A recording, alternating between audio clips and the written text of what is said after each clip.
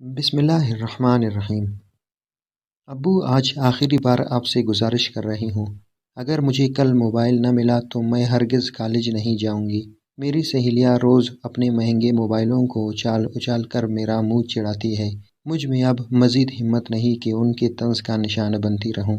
واجد غوری صاحب دن بھر دفتر کے گن چکروں میں الجھنے کے بعد اب گھر کے دروازے کے اندر قدم رکھ چکے تھے۔ ان کی بیٹی ماہم ایک سانس میں یہ ساری باتیں ان کی گوش گزار کر کے اپنے کمرے میں گھس گئی۔ غوری صاحب کی اہلیہ سمرین غوری کچن کے دروازے پہ کھڑی یہ تماشا دیکھ رہی تھی۔ اس نے آ کر غوری صاحب کو سہارا دے کر لاؤنج کے صوفے پہ بٹھا دیا اور کچن سے پانی لے کر آ گئی۔ پانی تما کر وہ ان کے ساتھ صوفے پہ بیٹھ گئی اور میاں بیوی آپس میں اپنی بیٹی کے رویے اور اس کے مطالبے پہ غور کرنے لگے۔ غوری صاحب کا ایک ہی موقف تھا کہ اس وقت ماہم کو موبائل فون رکھنے کی قطعی ضرورت نہیں، اسے اپنی پڑھائی پر بھرپور توجہ دینی چاہیے۔ موبائل اور دیگر فضولیات کے ساتھ کھیلنے کے لیے ابھی ایک لمبی زندگی پڑی ہے۔ ایک ماں کی حیثیت سے سمرین غوری اپنی شوہر اور اپنی بیٹی دونوں کی نفسیات سے بخوبی واقف تھی۔ اس کو سمجھ نہیں آ رہی تھی کہ وہ اپنے میاں کو کیا مشورہ دے۔ آدھے گھنٹے کے مشورے کے بعد وہی ہوا جو آج کل ہر جگہ ہوتا ہے۔ میاں بیوی نے باہمی مشورے سے بیٹی کی ضد کے آگے سر تسلیم خم کرنے کا فیصلہ کیا۔ اس فیصلے کے بعد غوری صاحب اپنے کمرے کی جانب چل پڑے، جبکہ سمرین غوری دل میں گھٹن اور چہرے پہ مصنوعی مسکراہٹ سجائے بیٹی کو خوشخبری سنانے چل پڑی۔ وہ رات ماہم کی زندگی کی سب سے حسین اور طویل رات تھی۔ اگلے دن کے انتظار میں وہ ساری رات جاگتی رہی۔ اللہ اللہ کر کے رات گزر گئی۔ اس دن صبح اپنی کرنیں بکھیرنے والے سورج غوری صاحب کے خاندان کے لیے ایک خطرناک پیغام لے کر آیا تھا، مگر اولاد کی ضد کا پردہ بصیرت پہ عائل ہونے کی وجہ سے یہ پیغام کوئی سمجھ نہ سکا۔ کالج سے واپسی پر ماہم کو اپنا موبائل فون مل چکا تھا۔ وہ موبائل ہاتھ میں لیے خوشی کے عالم میں کلا بازیاں کاتے ہوئے اپنے کمرے میں گھس گئی۔ اسے یقین نہیں آ رہا تھا کہ حقیقت میں اس کے پاس موبائل ہے۔ ساری رات وہ موبائل کے ساتھ کھیلتی رہی۔ صبح آدھا گھنٹہ پہلے ہی وہ کالج جانے کی تیاری مکمل کر کے انتظار میں بیٹھی تھی۔ پھر وہ کالج گئی اور پورا دن اپنا مہنگا موبائل دکھا دکھا کر سہیلیوں کا منہ چڑھاتی رہی۔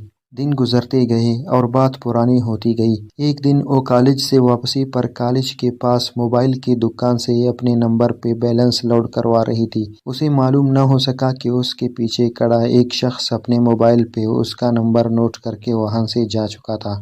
اس رات وہ معمول سے پہلے کمرے میں جا چکی تھی۔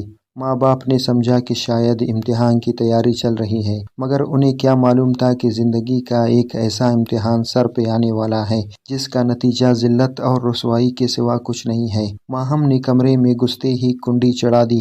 حفظ ما تقدم کے طور پہ اس نے کتابوں کا ایک پلندہ میز پہ بکھیر دیا اور کرسی سے سر ٹکائے اپنی کسی سہیلی کے ساتھ گفتگو میں مگن ہوئی۔ ایک کے بعد ایک سہیلی سے باتیں کر کے وہ تھک گئی اور سونے کا ارادہ کر کے کرسی سے اٹھنے ہی والی تھی کہ اچانک موبائل کی گھنٹی بجنے لگی۔ موبائل کی اسکرین پہ ایک اجنبی نمبر کال کر رہا تھا۔ وہ کچھ دیر تک سوچتی رہی کہ یہ کس کا نمبر ہو سکتا ہے۔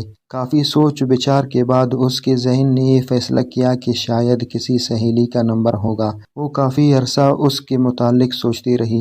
اسی دوران موبائل کی اسکرین پہ موجود مس کالوں کی تعداد 4 تک پہنچ چکی تھی۔ 5ویں مرتبہ جب موبائل بجنے لگا تو اس نے کال ریسیو کر کے موبائل کان سے لگا لیا۔ ہیلو، کون؟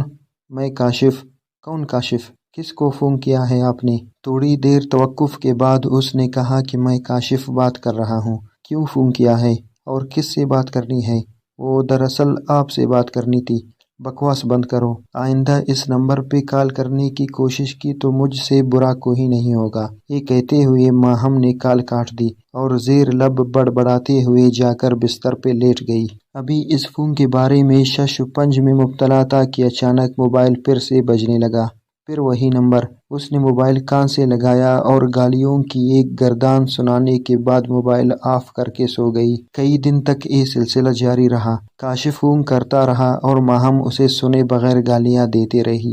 جب کاشف اپنی شرارت سے باز نہ آیا تو ماہم نے اپنی ماں کے واسطے سے والد کے سامنے اپنی پریشانی بیان کرنے کا فیصلہ کیا۔ اس نے اپنی ماں کو پوری کہانی سنا ڈالی۔ ماں نے اس کو سختی سے منع کیا کہ وہ اس کا ذکر اپنے ابو سے ہرگز نہ کرے ورنہ ادہم مچ جائے گا، اور ساتھ یہ بھی نصیحت کی کہ نامعلوم نمبروں سے وہ بالکل کال ریسیو نہ کرے۔ ماں کی نصیحت نے کسی قدر اس کا بوجھ ہلکا تو کر دیا تھا، مگر ایک کاشف نامی اجنبی شخص اس کے اعصاب پہ سوار ہو چکا تھا۔ کچھ دنوں تک وہ اس کی کال نظر انداز کرتی رہی، مگر کاشف کی استقامت میں کوئی کمی نہیں آئی۔ اس نے ایک دن کاشف سے فیصلہ کن بات کرنے کا فیصلہ کر لیا۔ آج وہ اپنا تمام تر غصہ کاشف پہ انڈیلنے کا فیصلہ کر چکی تھی۔ اسے پورا یقین تھا کہ رات 11 بجے کاشف کا فون آئے گا۔ اس نے تمام کام ملتوی کر دیے اور اپنی یادداشت کی ڈکشنری میں غصے کے الفاظ اور گالیوں کی اقسام میں اضافہ کرنے لگی۔ رات کے 11:07 پر اچانک موبائل تر تر کانپنے لگا۔ سکرین پہ کاشف کا نمبر نمودار ہو چکا تھا۔ ماہم کی پیشانی پر کئی شکنیں نمودار ہو گئی۔ غصے کی وجہ سے دل کی دھڑکن تیز ہونے لگی، دماغ ہانڈی کے گرم پانی کی طرح ابلنے لگا، ہاتھ لرزنے لگے۔ اس نے موبائل کان سے لگایا اور پورے جسم میں دوڑنے والے تمام غصے کو زبان پر مجتمع کرتے ہوئے گرجنے لگی۔ کمینے انسان، آخر تم چاہتے کیا ہو؟ تھوڑی دیر خاموشی کے بعد آگے سے جواب آیا، ایک مرتبہ میری بات تو سنو، اس کے بعد آپ کی مرضی، اگر آپ نے کہا تو اس کے بعد میں کبھی فون نہیں کروں گا۔ شیطان کی محنت رنگ لانے لگی۔ کئی دن کے بعد کاشف کی نخل تمنا ہری ہونے کو تھی۔ پھر ماہم سنتی گئی اور کاشف بولتا گیا۔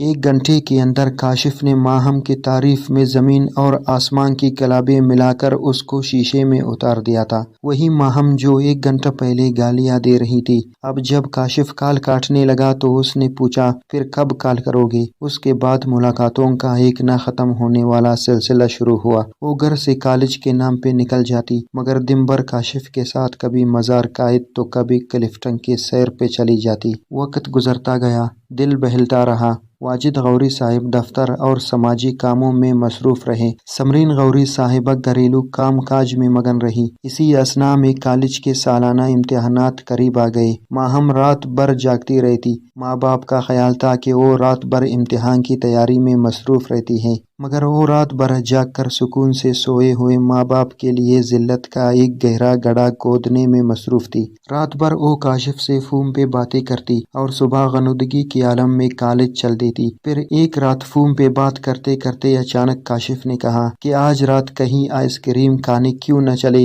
ماہم نے یہ کہتے ہوئے انکار کر دیا کہ یہ ناممکن ہے۔ کاشف ضد کرتا رہا، وہ انکار کرتی رہی۔ بات تلخی تک پہنچ گئی۔ کاشف نے دھمکی دی، اگر وہ آج نہ آئی تو وہ اس کے ساتھ تعلق ہمیشہ کے لیے ختم کر دے گا۔ کئی مہینوں کی ملاقاتوں کی وجہ سے وہ اس کی محبت میں پاگل ہو چکی تھی۔ بالآخر اس نے ہار مانتے ہوئے جانے کی حامی بھر لی۔ آپس میں ایک منصوبہ طے ہوا۔ منصوبے کے مطابق اس نے گھر بھر کا ایک جائزہ لیا اور ماں باپ کو خواب غفلت میں پا کر گھر کے دروازے کی طرف چل پڑی۔ گھر کے دروازے سے نکلی تو اس نے دیکھا کہ کاشف ایک خوبصورت کار میں اس کا انتظار کر رہا تھا۔ اس کے چہرے پر حیرت اور خوشی کے ملے جلے اثرات نمودار ہوئے، کیونکہ اس سے پہلے کاشف اسے ایک خستحال بائک پہ گھمانے لے جاتا تھا۔ تھوڑی دیر بعد کار شہر کی ایک مرکزی سڑک پر فراٹے بھر رہی تھی۔ ابھی وہ پوچھنے ہی والی تھی کہ ہم کہاں جا رہے ہیں کہ اچانک کار ایک حویلی نما مقام میں داخل ہوئی۔ ماہم کو خوف کا ایک شدید جھٹکا لگا، مگر بہت دیر ہو چکی تھی۔ کاشف کے منصوبے کے مطابق اس کے 5 دوست پہلے سے مکان میں موجود تھے۔ یہ کار بھی انہی میں سے کسی کی تھی۔ پھر ان درندوں نے پوری رات بیچاری ماہم کے ساتھ اجتماعی زیادتی کر کے اسے قتل کر دیا۔ 2 دن بعد شہر کے مختلف اخباروں میں یہ خبر غوری صاحب کی عزت سر بازار نیلام کرنے کے لیے کافی تھی۔ معروف سماجی کارکن واجد غوری کی اکلوتی بیٹی کو گزشتہ رات اجتماعی طور پر عصمت دری کے بعد قتل کیا گیا۔ بیٹی کی مسخ شدہ لاش سپر ہائی وے کے قریب جھاڑیوں سے برآمد